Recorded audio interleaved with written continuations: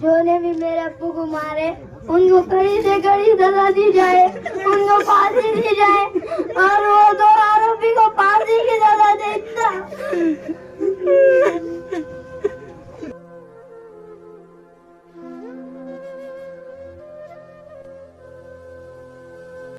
परळीतील 36 वर्षीय तौहीद खान या तरुणाच्या निर्घृण हत्येचे पडसाद आता केवळ सोशल मीडियापुरते मर्यादित राहिलेले नसून जमिनीवर संतापाचा मोठा उद्रेक पाहायला मिळत आहे।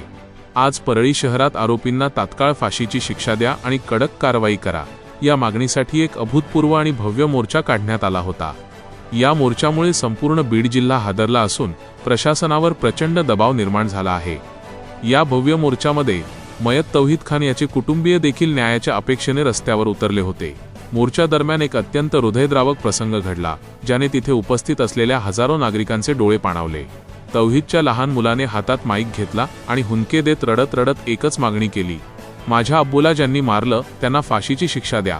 बापाच्या न्यायासाठी एका निष्पाप चिमुरड्याने फोडलेला हा टाहो आणि त्याचे रडणे याचा व्हिडिओ सध्या सोशल मीडियावर आगीसारखा व्हायरल होत आहे। हा व्हिडिओ पाहून संपूर्ण महाराष्ट्रातून संताप आणि हळहळ व्यक्त केली जात आहे। या क्रूर हत्याकांडाविरुद्ध मुस्लिम समुदायामध्ये तीव्र संतापाची लाट आहे। परळीतील मोर्चा व्यतिरिक्त बीड जिल्हा आणि आसपासच्या अनेक तालुक्यांमध्ये या घटनेचा जाहीर निषेध करण्यात आला आहे। विविध संघटना आणि नागरिकांनी एकत्र येत प्रशासनाला आणि शासनाला कडक कारवाईची मागणी करणारी निवेदने, मेमोरँडम सादर केली आहेत। पीडित कुटुंबाला न्याय मिळेपर्यंत हा लढा थांबणार नाही असा इशारा या माध्यमातून देण्यात आला आहे।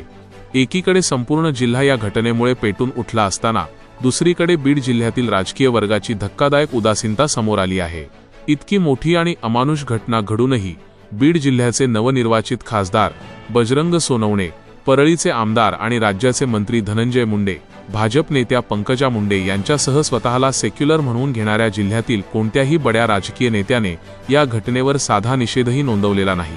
नेत्यांनी या संवेदनशील विषयावर अद्याप कोणतीही प्रतिक्रिया न दिल्यामुळे जनतेमधील संताप आता दुप्पट झाला आहे।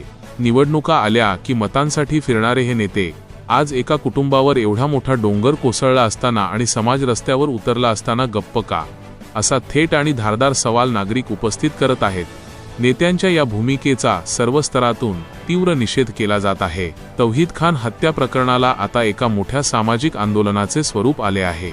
चिमुरड्याच्या अश्रूंची किंमत शासन कशी चुकवणार? लोकांचा वाढता आक्रोश पाहता प्रशासन आरोपींना फास्ट ट्रॅक कोर्टात फाशी देणार का? आणि सर्वात महत्त्वाचे म्हणजे जनतेच्या रोषानंतर आता तरी बीडचे लोकप्रतिनिधी आपले मौन सोडणार का? या गंभीर प्रश्नांनी सध्या बीडच्या राजकीय आणि सामाजिक वर्तुळात खळबळ उडवून दिली आहे। जिस तरह से परली शहर के परली तालुका के अंदर में तौहीद खान नाम के एक मुसलमान व्यक्ति की निर्घृण हत्या हो गई और उस हत्या करने वाले जो आरोपी हैं, पहले तो 3 नाम आ रहे थे लेकिन अब FIR में 2 नाम आ रहे हैं और उस आरोपियों की बात कहीं पर वायरल रिकॉर्डिंग हुई है। उसके अंदर में सामने वाला अफसोस नहीं जता रहा है, कानून का डर नहीं जता रहा है, बल्कि वो ये कह रहा है कि मुझे चाहे भले 10 साल की सज़ा लगे या 5 साल की सज़ा लगे, चाहे जितने दिन लगे, लेकिन मुझे समाधान है कि मैंने एक मुसलमान को जान से मार दिया है। ये बात अफसोसजनक है, ये बात खेदजनक है।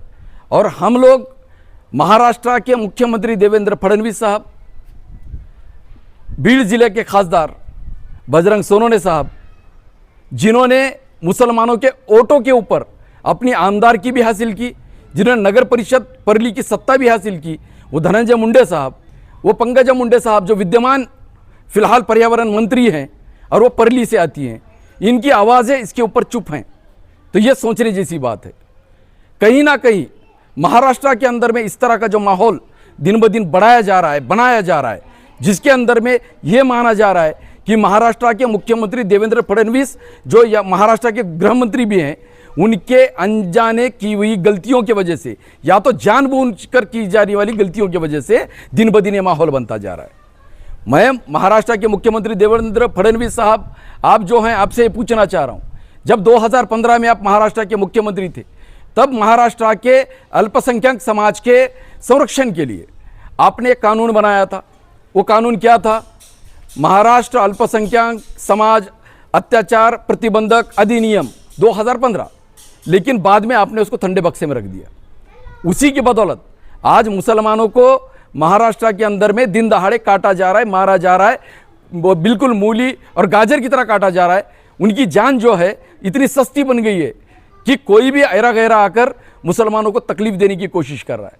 इसके लिए महाराष्ट्र के मुख्यमंत्री देवेंद्र फडणवीस साहब, हम आपसे ये निवेदन कर रहे हैं कि जहां पर कोई छोटा सा मसला आ जाता है, जिस तरह से कई शहरों में अंदर कोई अगर माइनॉरिटी, कोई मुसलमान या कोई अल्पसंख्यक समाज का व्यक्ति अगर किसी मामले में अगर समझ लो कि गुनहगार साबित होता है तो उसके घर पर बुलडोजर चलाए जाते हैं, उसके खाते सील किए जाते हैं, उसके कारोबारों को ख़त्म किया जाता है।